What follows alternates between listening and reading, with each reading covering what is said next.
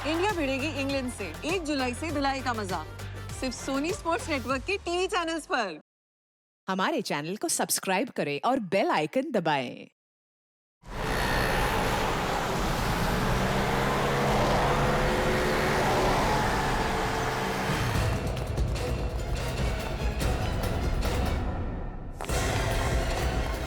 रुक जाओ, अब धीरे धीरे घूम जाओ।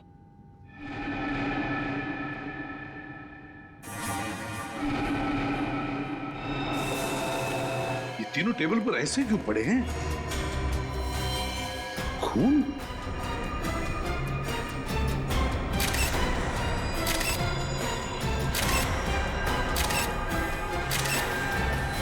सिर के बीचों बीच गोली लगी है तीनों के। हाँ सर। हेलो रजत सर, ये इन तीनों के सिर में गोली मारी गई है। What? लगता है उन तीनों ने ही खून किया इनका। छोड़ो मत उन्हें, पकड़ो उन्हें। 3-3 खून कर दिए तुम लोग। क्या सोचा था हमसे बच के निकल जाओगे? खून? लेकिन हमने किसी का खून नहीं किया है। झूठ मत बोलो। कॉन्फ्रेंस रूम में पड़ी 3 लाशें गवाह हैं तुम्हारे जुर्म की। हम सच कह रहे हैं सर, हम यहाँ उनसे मिलने आए थे, उन्हें मारने नहीं। अगर आप लोगों ने किसी को मारा नहीं तो फिर भाग क्यों रहे थे? क्योंकि जिस मकसद से हम यहाँ आए थे वो तभी पूरा होगा अगर आप हमें पकड़े नहीं। जाने दें। कैसा मकसद? ये देखिए सर। हाँ। ये रहा चेक और इसके ऊपर खून लगा हुआ है। सर वो तीनों तो चेक लेने के लिए आए थे, तो फिर चेक लिए बिना कैसे चले गए? वही तो, आए थे चेक लेने के लिए लेकिन चेक लेकर ही नहीं गए, और तो और साथ साथ इन तीनों का खून करके चले गए। ये कैसे हो सकता है? पंकज, मिताली को लेकर आओ जल्दी। सर, उन तीनों को पकड़ के रखा है। उन तीनों के नाम है मिंटू हसन, सुखी और मनप्रीत। श्रेय उन्हीं के पास है, लेकिन सर वो बार बार एक ही बात कह रहे हैं कि उन्होंने ये खून नहीं किए। मिंटू हसन, सुखी और मनप्रीत कह रहे खून नहीं किया। रजत, डॉक्टर तारिका को बुलवा लेते हैं और उससे इन तीनों की गन पाउडर टेस्ट करवाते हैं। पता चल जाएगा कितना सच बोल रहे कितना झूठ। सारे कमरे की अच्छी तरह से तलाशी लेते हैं, कुछ ना कुछ तो जरूर मिलेगा। चेक करो।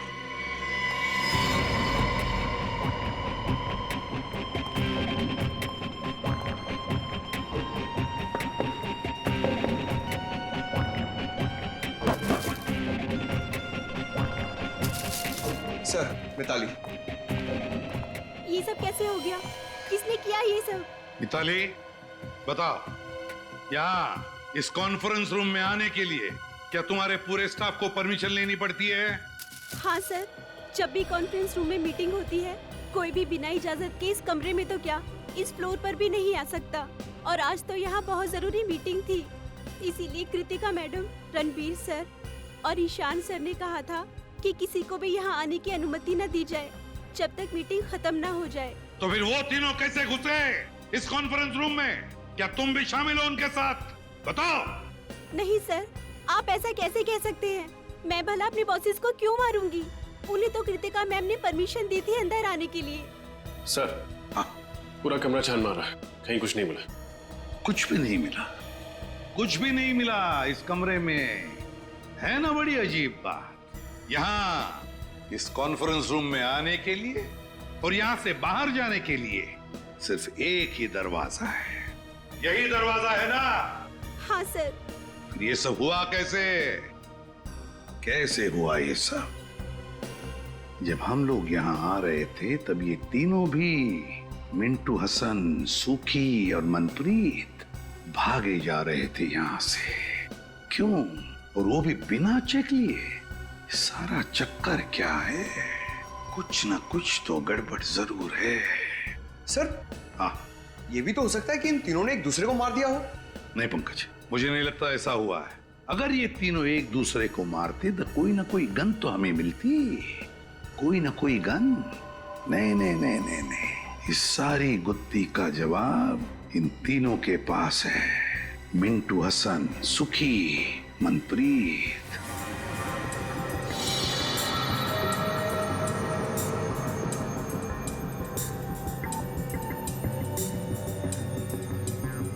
ये लोग सच कह रहे हैं सर, इनमें से किसी ने भी गोली नहीं चलाई। किसी के हाथ पर गन पाउडर का निशान नहीं। नहीं सर।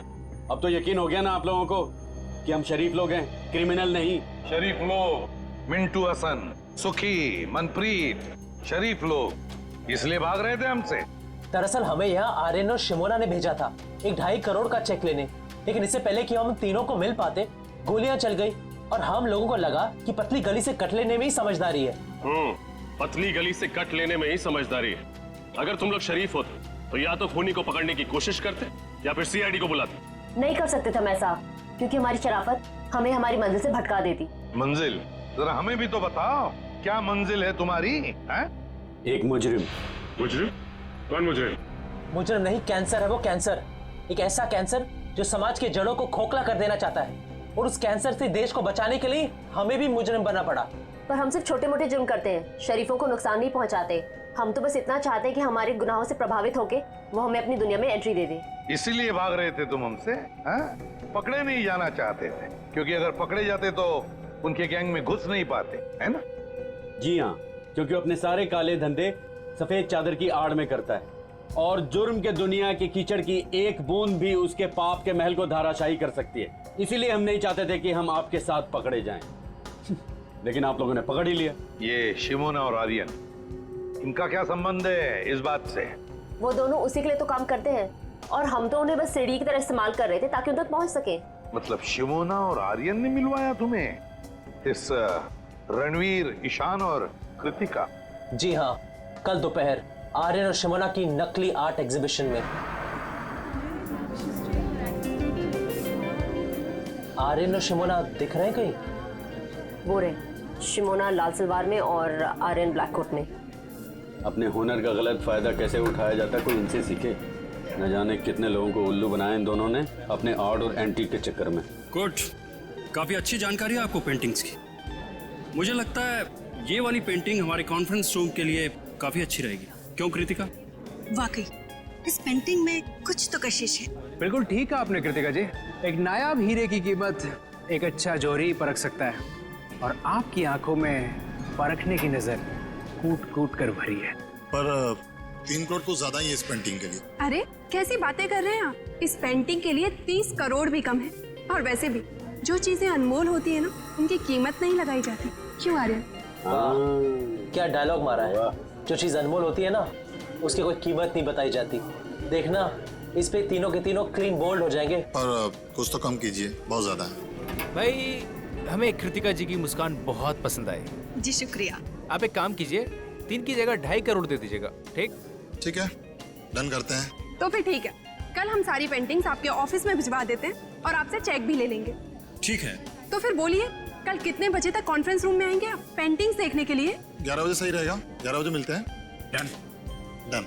Thank you.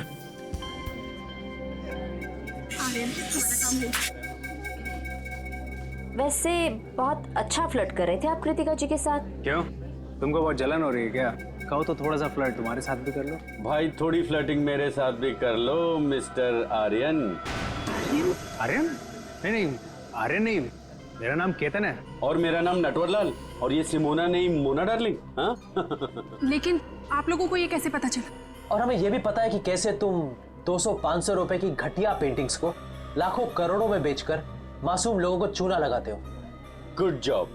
कृतिका जी का दिल टूट जाएगा जब उन्हें पता चलेगा कि ये पेंटिंग नकली है, और वो जो आप उनकी मुस्कान की तारीफ कर रहे थे वो भी नकली है। समझे? कितना पैसा चाहिए तुम लोगों को? बड़े समझदार हो, जल्दी मुद्दे पे आ गया। हाँ, एक ठग को दूसरे ठग को समझने में ज्यादा वक्त नहीं लगता। हमें तुम्हारा पैसा नहीं चाहिए, हमें उस आदमी का पता चाहिए जिसके लिए तुम काम कर रहे हो। लेकिन क्यों? आप लोग हमारे बॉस तक क्यों जाना चाहते हैं? ये सोचना तुम्हारा काम नहीं है। अगर तुम चाहते हो कि तुम्हारी 420 की गाड़ी सही सलामत चलती रहे, तो जैसे कह रहे हैं वैसा ही करो। ठीक है, लेकिन आप लोगों को हमें ये गारंटी देनी पड़ेगी कि हम दोनों का धंधा चौपट नहीं होगा। दे सकते हैं? नहीं होगा। बस अब बताओ कैसे पहुंचेंगे उस तक? बहुत सरल है, बस आप लोगों को उन्हें यकीन दिलाना पड़ेगा कि आप लोग हमारे लिए काम करते हैं। पर वो कैसे होगा? सिंपल है, कल इस पेंटिंग के 2.5 करोड़ का चेक हम लोग नहीं, आप लोग लेने जाएंगे। शिमोना का इन तीनों से पूछना कि तुम लोग कॉन्फ्रेंस रूम में कितने बजे तक रहने वाले हो, ये बात कुछ हजम नहीं हो रही है। सर, हो सकता है इन तीनों का खून आर्यन और शिमोना ने किया हो। उन्हें ऐसा लगा हो कि हमारा भी काम हो गया और ये तीनों भी फंस गए। पंकज, जो तीनों भी आर्यन और शिमोना के कस्टमर्स थे, तो वो उन्हें क्यों मारेंगे? नहीं नहीं नहीं नहीं, कुछ और ही चक्कर है।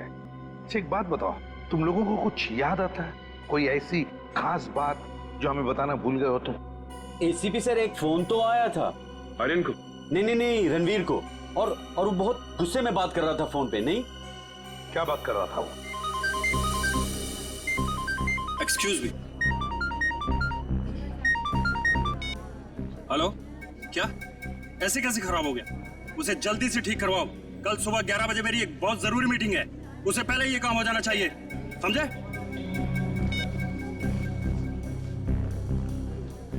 मिस्टर रणवीर, या मेरी अभी अपने कारपेंटर से बात हो गई है। आज रात को ही जाकर वो ये आपके कॉन्फ्रेंस हॉल में खूबसूरत पेंटिंग लगा देगा। ओह नाइस, ये तो बहुत अच्छी बात है। इसका मतलब कल सुबह जब हम ऑफिस पहुंचेंगे तो ये पेंटिंग दीवार पर लगी होगी। बिल्कुल। गुड। और हमारी जगह चेक लेने के लिए ये तीनों आएंगे। ओह, कौन है ये तीनों? ये तीनों भी हमारे साथ ही काम करते हैं। और जैसे ही हम यहाँ पहुंचे गोलियां चलने लगी। उसके बाद क्या हुआ आपको तो पता ही है। कुछ ना कुछ तो गड़बड़ जरूर है, कुछ ना कुछ तो गड़बड़ जरूर है, वरना इस आर्यन ने रात को फोन करके तुरंत पेंटिंग्स क्यों लगवा ली कॉन्फ्रेंस रूम में? कुछ ना कुछ तो गड़बड़ जरूर है। क्या तुम लोगों ने इन दोनों को देखा था बिल्डिंग में? नहीं, वो दोनों तो यहाँ कहीं नजर नहीं आए। कहीं भी दिखाई नहीं दिए। तो फिर ये खून किया किसने? ये खून किया किसने? किसने किया ये खून? के पता चला गोलियां कैसे चली? हाँ पता तो चला है कुछ, शायद मदद मिल जाए। तो बता दे। वो से कृतिका, ईशान और रणवीर ऐसे ही बैठे थे ना कॉन्फ्रेंस रूम में। बिल्कुल ऐसे ही बैठे थे और तीनों के सिर के बीचों बीच गोली लगी है। और वो गोली एक ही कैलिबर की है बॉस, जो तीनों को लगी। यो मतलब गोलियां ऊपर से नीचे चली है। सर फिर तो खूनी को भी ऐसे ही किसी ऊंची चीज पर चढ़ना पड़ा होगा। तो क्या सर खूनी ने इन सब पर कॉन्फ्रेंस रूम की टेबल पे चढ़ के गोलियां चलाई होंगी? नहीं निखिल, कॉन्फ्रेंस रूम की टेबल पर चढ़कर कैसे गोलियां चलाएगा? क्योंकि अगर खूनी या जो भी जिसने भी टेबल पर चढ़कर गोलियां चलाई तो फिर उसके जूतों के निशान मिलते हैं हमें। चलो उसने जूते के निशान अगर साफ भी किए होते तो भी उसके जूते के नीचे जो धूल लगी रहती है वो तो मिल जाती, उसके ट्रेसेस तो मिल जाते हैं हमें। वैसा तो कुछ भी नहीं मिला हमें। और एक बात सर, इन तीनों के शरीर पर कोई भी हाथापाई के निशान नहीं मिले। ओह, कोई भी हाथापाई के निशान नहीं, तो हो सकता है खूनी इन तीनों को जानता हो और शायद इसी बात का फायदा उठाया उसने और चला दी गोली। सड़के उस चेक के ऊपर जो खून मिला था वो किसका था? बस वो खून रणवीर का है। रणवीर का है? लेकिन सर इन तीनों को मारकर किसी को क्या फायदा हो सकता है? इन तीनों को मारकर किसी का क्या फायदा हो सकता है ये तो हम पता लगा ही लेंगे श्रेया, लेकिन पहले उस कॉन्फ्रेंस रूम में फिर से जाना होगा, फिर से देखना होगा कि गोली चली कैसे। ऊपर से कुछ ना कुछ तो है उस कॉन्फ्रेंस रूम में जो हमारी नजरों से छूटा है। इस कॉन्फ्रेंस रूम में जाकर फिर से अच्छी तरह से देखते हैं, अच्छी तरह से। तो तुम हो विशाल, इस कंपनी के चौथे और सबसे बड़े हिस्सेदार। जी सर। इन तीनों की मौत के बाद तो तुम कंपनी के मालिक बन गए हैं? जी सही कहा आपने। मुबारक। मिठाइयाँ लाए हो? मिठाई? सर मेरे पार्टनरों के साथ इतना बड़ा दुखद हादसा हुआ है और आप मिठाई खाना चाहते हैं? अब करोड़ों रुपए जो मिल गए तुम्हें और फिर कंपनी पूरी की पूरी तुम्हारी हो गई? नहीं सर ये क्या कह रहे हैं आप? सर पैसा तो हाथ का मैल है, पर इंसान की जिंदगी पैसे से कहीं ज्यादा अनमोल है। इसी हाथ के मैल ने अच्छे अच्छे लोगों की नीयत को गंदा किया है मिस्टर विशाल। आज सुबह 11 बजे जब इन तीनों को गोली लगी, आप कहाँ थे? जी मेरे दांत में बहुत दर्द हो रहा था तो मैं डेंटिस्ट के पास गया। आप चाहें तो डेंटिस्ट से कंफर्म कर सकते हैं। नहीं नहीं, उसकी कोई जरूरत नहीं है। वैसे ये आपके दांत का दर्द ठीक है? अभी ठीक है। दांत का दर्द बहुत खराब होता है सर। मेरा डॉक्टर कहता है कि दिन में 2 बार ब्रश करना चाहिए, एक बार सोने के बाद और एक बार उठने से पहले। मेरे दांत देखो। डॉक्टर पंकज, आपका लेक्चर खत्म हुआ और आप वैसे आप? सर मैं अभय, कृतिका के हस्बैंड। ओह, क्या लगता है आपको? आपको किसी पर शक है? कौन कर सकता है ये? नहीं सर, मुझे किसी पर शक नहीं है, पर सर जिस किसी ने भी किया है ना उसे आप छोड़िएगा मत प्लीज सर। पता नहीं हो कृतिका के बिना मेरी जिंदगी कैसे कटेगी। मिस्टर अभय, हौसला रखिए, वक्त के साथ सब कुछ ठीक हो जाएगा। मुझे तो लगता है कि रणबीर सर की जान पहले से ही खतरे में थी। अच्छा, आपको ऐसा क्यों लगता है? सर, रणबीर सर ने शशांक और केदार के खिलाफ पुलिस में कंप्लेन की थी। वो दोनों कंपनी हथियाना चाहते थे और रणबीर सर कुछ दिनों से काफी अजीब सा बिहेव करते थे। ना हंसते थे, ना बोलते थे, हमेशा अकेले रहते थे। जहाँ भी जाते थे ड्राइवर को भी साथ लेकर नहीं जाते थे। जहाँ भी जाते थे अकेले जाते थे, अपने ड्राइवर को भी साथ में नहीं लेके जाता था। सर, सालुंके सर कह रहे थे ना कि गोली 55 से 60 डिग्री के एंगल में चली, गोली कहीं ऊंचाई से चलाई। सर, मेरी समझ में एक बात नहीं आ रही है। अगर कोई किसी को गोली मारेगा तो खड़े खड़े सामने ऐसे मारेगा, टेबल पे चढ़ के गोली क्यों मारेगा सर? सर, कहीं ऐसा तो नहीं कि गोलियां किसी चीज के अंदर से चली थी?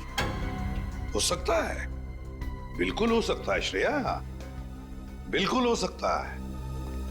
इस कॉन्फ्रेंस रूम का कोना कोना छान मारो, एक एक इंच देखो, कोई भी चीज हमारी नजरों से छूटनी नहीं चाहिए, कोई भी चीज।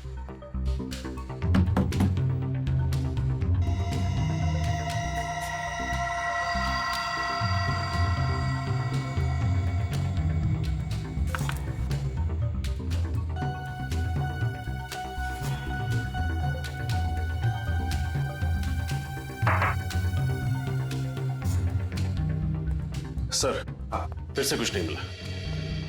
रजत, एक बात समझ में नहीं आ रही है, इतना बड़ा प्रोजेक्टर का स्क्रीन है, प्रोजेक्टर का रिमोट है, मगर प्रोजेक्टर कहीं दिखाई नहीं दे रहा है।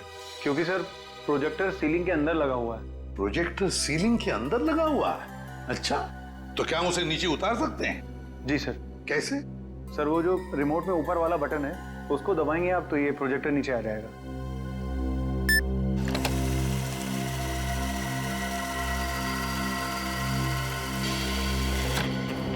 ओह, तो ये बात है, प्रोजेक्टर ऊपर सीलिंग के अंदर।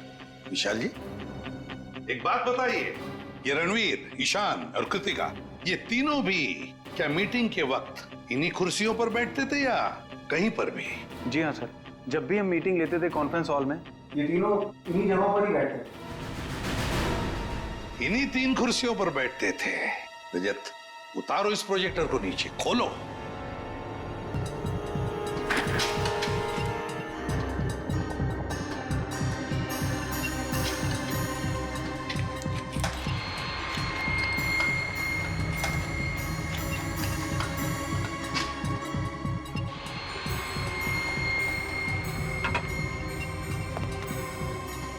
खोलो इसे पंकज।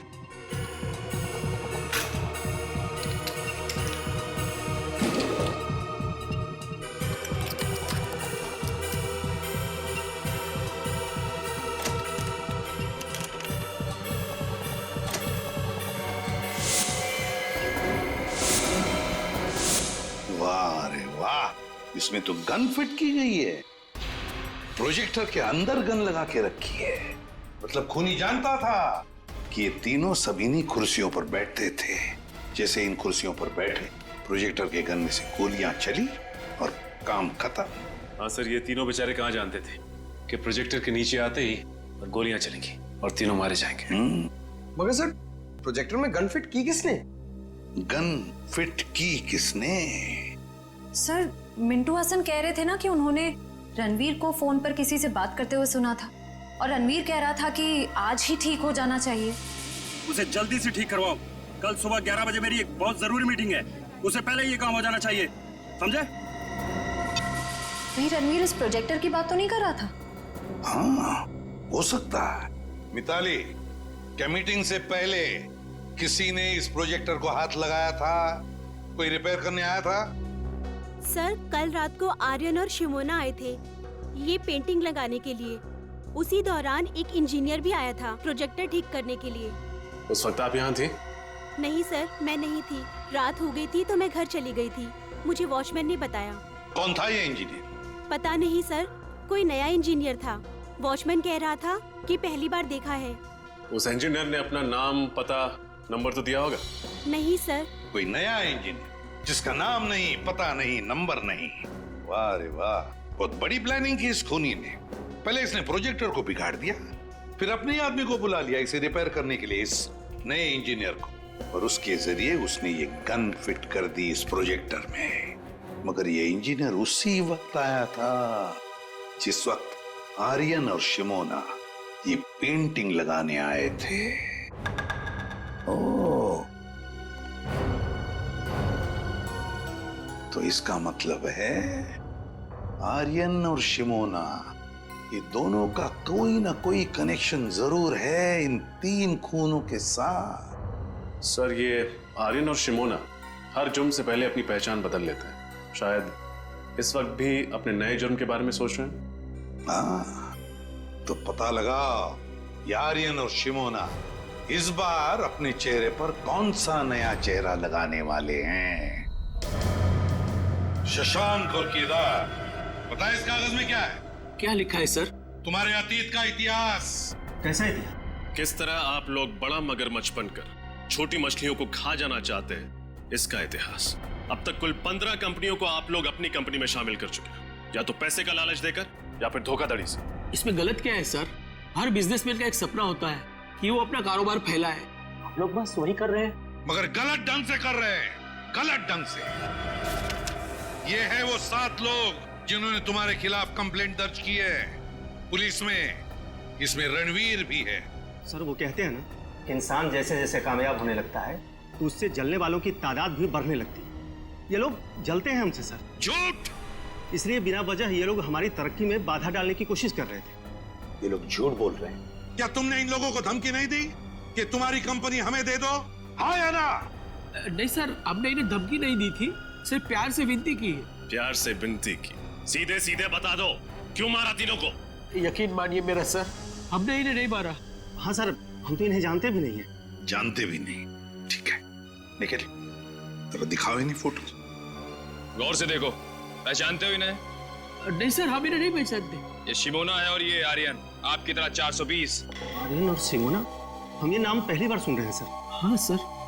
सर, मुझे लगता है ये दोनों सच कह रहे हैं।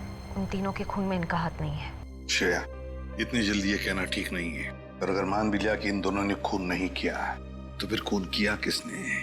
ये खून किसी ऐसे आदमी ने किया है जो अंदर वाला है, अंदर वाला, और जो जानता था कि ये रणवीर, ईशान और कृतिका वहां उस कॉन्फ्रेंस रूम में 11 बजे आने वाले थे। सर, जिस क्लाइंट के साथ मीटिंग थी, हो सकता है वही हो इस सब के पीछे। हम मगर विशाल और मिताली, इन दोनों ने तो हमें उसके बारे में कुछ नहीं बताया। सर, हो सकता है उन दोनों को पता ही ना कि ये मीटिंग आखिर थी किसके साथ। हो सकता है। सर, अक्सर जो बातें साथ वालों को पता नहीं होती हैं, वो बातें उनके ड्राइवर्स को पता होती हैं। तो ठीक है, ड्राइवर से पूछताछ करो।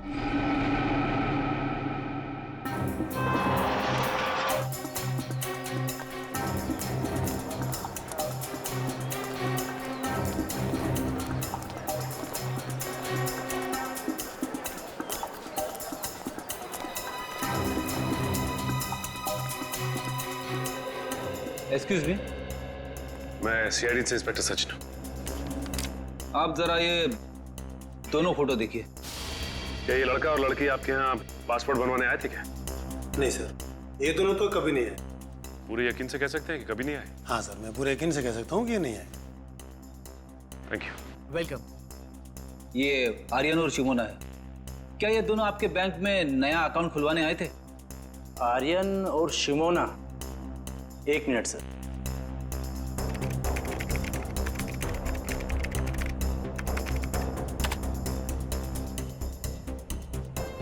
नहीं सर, इन्होंने हमारे यहाँ कोई अकाउंट नहीं खुलवाया है। कोई बात नहीं, ये मेरा कार्ड है।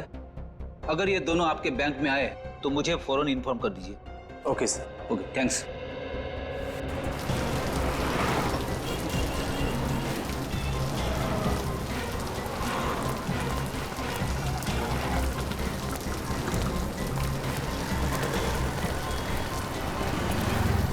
सर, कहीं हमारी तहकीकात की राह गलत तो नहीं है?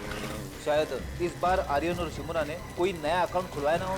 नहीं फ्रेडी, ऐसा नहीं हो सकता। आर्यन और शिमोना का जुर्म गणित की गिनती की तरह है। जिस तरह से 3 से पहले 2 का आना तय है, उसी तरह शिमोना और आर्यन का बैंक अकाउंट खुलवाना तय है। एक काम करते हैं, आगे के बैंक चेक करते हैं। चलो। मैनेजर साहब। जी कहिए। हम लोग सीआईडी से। सीआईडी? जी हाँ, सीआईडी। जरा इन फोटो को गौर से देखिए। ये आर्यन और शिमोना, क्या ये आपके बैंक में अकाउंट खुलवाने आए थे? ये दोनों? हाँ, ये दोनों हमारे अकाउंट खुलवाने आए थे, लेकिन आपको कोई गलतफहमी हो रही है। इनका नाम आर्यन और शिमोना नहीं, रवि और सपना है। क्या? रवि और सपना? जी हाँ। ये दोनों 420 इतने धड़ल्ले से अपने नाम बदल रहे जैसे हर शुक्रवार को सिनेमा हॉल में फिल्म बदलती रहती है। अच्छा, ये उनकी डिटेल्स देख सकते हैं? जी, एक मिनट। हाँ वीरेन, उस फाइल में से रवि और सपना की डिटेल्स लेकर आना। हाँ।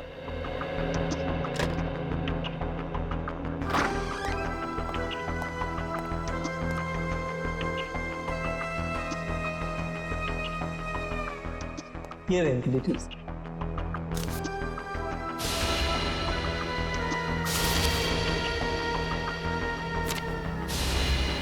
सारे जरूरी कागजात और डॉक्यूमेंट्स वगैरह दिख रहे। हाँ, अकाउंट खुलवाने के लिए जो भी कागजात जरूरी होते हैं वो इन्होंने दिए थे और हमने इन्हें चेक भी किया था, बिल्कुल सही थे। और तो और हमारी एक टीम इनके घर भी जाने वाली है एड्रेस वेरिफिकेशन के लिए। Address verification? एड्रेस तो यही बताया था ना उन लोगों ने। Yes sir.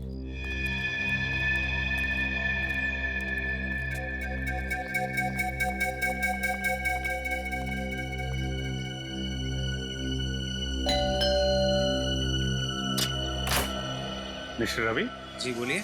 हम लोग एएसडीसी बैंक से आए हैं आपके घर का वेरिफिकेशन करने। आपने नया खाता खोलने के लिए एप्लीकेशन दिया है ना? हाँ, आइए आइए।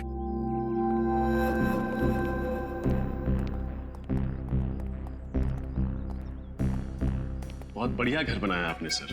अच्छा, सपना मैम है ना, उनके भी सिग्नेचर्स लगेंगे। अच्छा हाँ, सपना सपना। क्या हुआ रवि? बड़े अच्छे कलाकार हैं आप लोग। आर्यन को रवि और शिमोना को सपना बुलाते हैं। मतलब?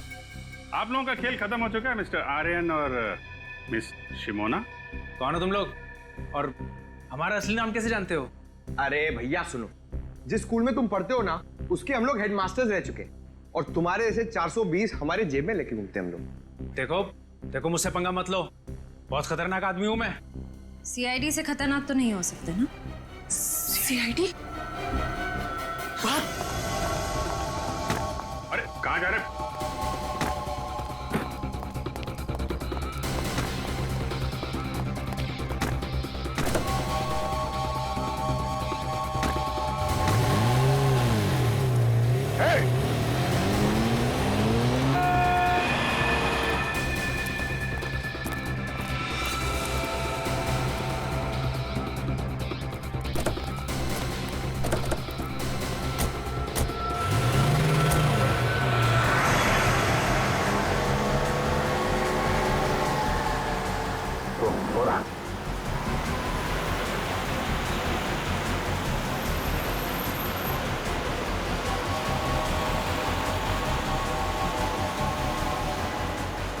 थोड़ा और तेज है सर।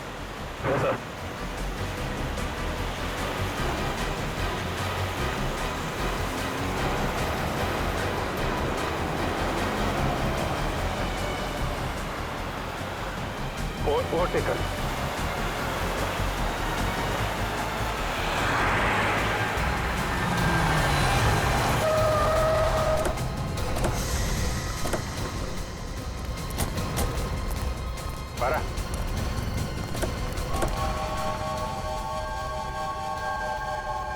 कहाँ भाग रहा है?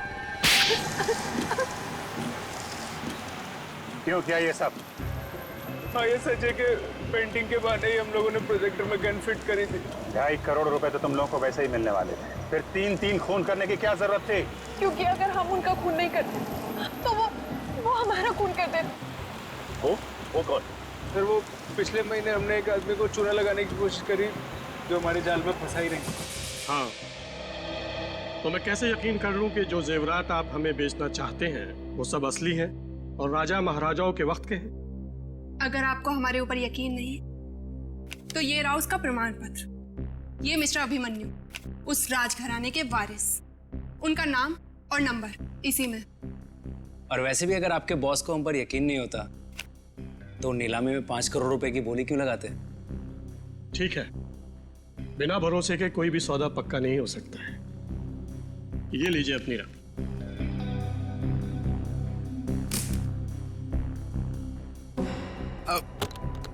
Thank you. शुक्रिया। Thank you. हेलो, क्या? अरे पकड़ो इन्हें! अरे सब नकली है! अरे जेवरात नकली है, पकड़ो!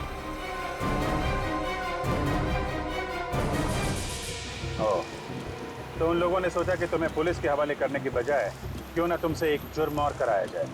सर, हम तो खून करने के बारे में सोच भी नहीं सकते। हम लोगों से पैसे ले, उनकी जानें नहीं लेते। खून करने से इतना ही परहेज था तो क्यों साथ दिया उन लोगों का? सीआईडी के पास आना चाहिए था तुम लोगों को। कहाँ पकड़े गए थे तुम दोनों? सर वो होटल रिज में। Hotel ridge? Excuse me. आइए सर, आप डिलक्स रूम एसी लेंगे या नॉन एसी सर? सीआईडी, क्या बात है सर? सब ठीक तो है ना? ठीक तो कुछ भी नहीं है। इन तीनों को जानते हो? नहीं तो सर। नहीं पहचानते? मैं नहीं पहचानता सर। बुला अपने मैनेजर को। अरे वो रहे।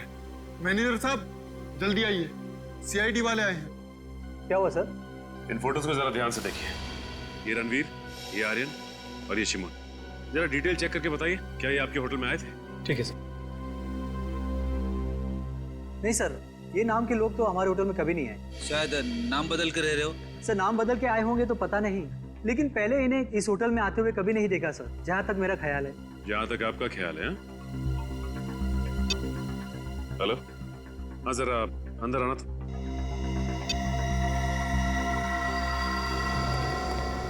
हाँ सर।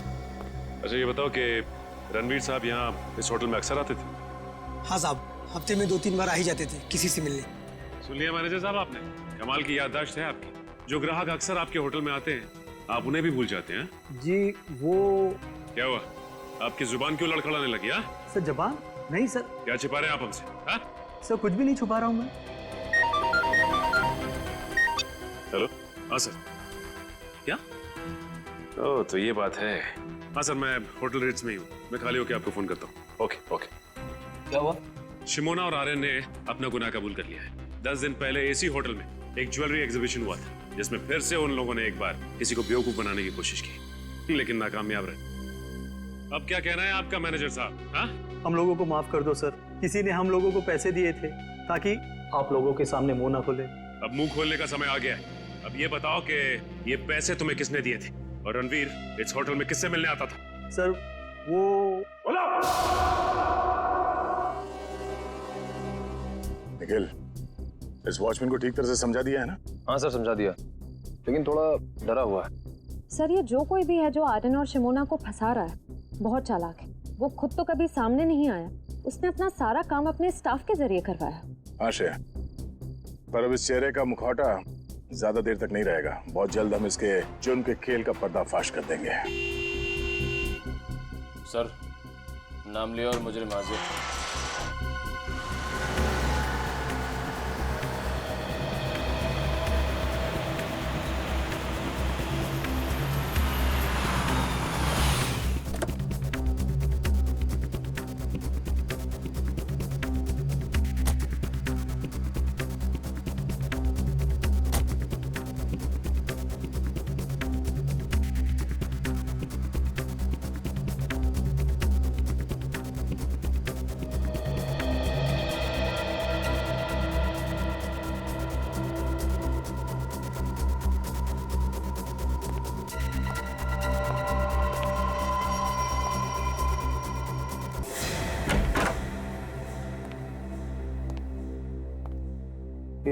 घर की सारी लाइटें ऑन क्यों हैं?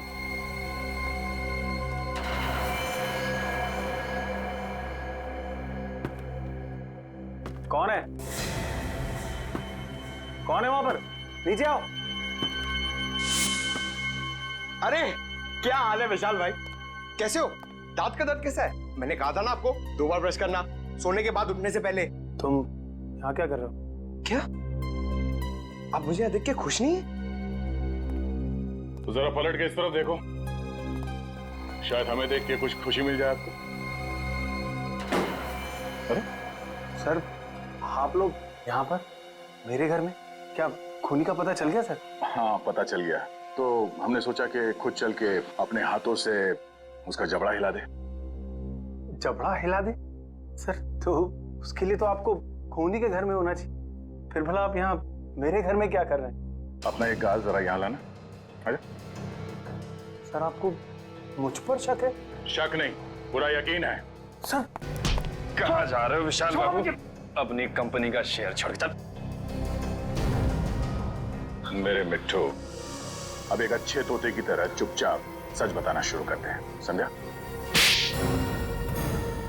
बोल।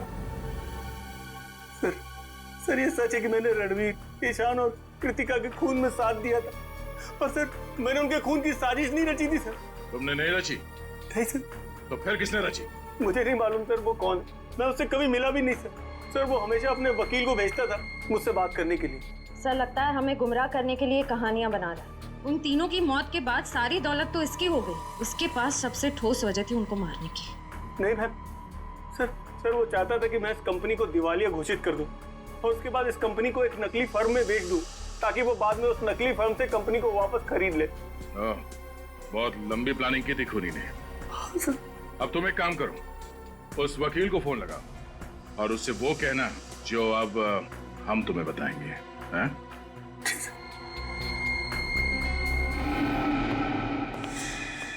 विशाल, आखिर कौन सी ऐसी जरूरी बात थी जो तुम इस अनजान जगह पे कर रहे हो?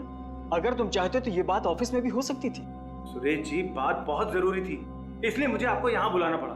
कौन सी जरूरी बात थी? सुरेश जी, रणवीर ने ये कंपनी हमें बेचने से पहले किसी और को बेच दी है। अब इस कंपनी को बेचने का हक हमारे पास नहीं है। एक मिनट, क्या कहा आपने? इस कंपनी को बेचने का हक आपके पास नहीं? हाँ, मैं सच कह रहा हूँ। रणवीर ने बाकी सारे पार्टनरों के साथ गद्दारी की और इस बात की भनक तक नहीं लगने दी किसी को। अच्छा ये बताओ, इस कंपनी के नए मालिक का नाम क्या है? हम हैं। वकील साहब को हमारा प्यार भरा नमस्कार। अपना प्यार भरा नमस्कार रखो अपनी जेब में, और अगर अपनी भलाई चाहते हो तो चुपचाप ये कंपनी उसको दे दो जिसका इस कंपनी पे पूरा पूरा हक। सुखी जी, हम तो इतने प्यार से बात कर रहे हैं इनसे और ये हमें धमकी दे रहे हैं। वो क्या ना मनप्रीत, ये लातों के भूत हैं, बातों से नहीं मानेंगे। ठीक कहा, बिल्कुल ठीक। इसीलिए आज मैं तुम दोनों को ऊपर भेजने का इंतजाम करके रहा हूं। किसी को पता भी नहीं चलेगा कि ये कंपनी कभी किसी और के नाम पे हुई थी। सर, मैं अभय, कृतिका का हस्बैंड। ऐसे कैसे भूल दोगे? क्या समझ रखा है हमें? घर नीचे रखो, पहले सीआईडी को तो आने दो। पहले मैं तुम्हें मार देता हूं। चुप! कहानी तो अब तुम्हारी खत्म होगी, फांसी के फंदे पर। कहाँ भाग रहे हो अभय बाबू? अभी तो तुम्हें अपने जुर्म कबूल करना बाकी है।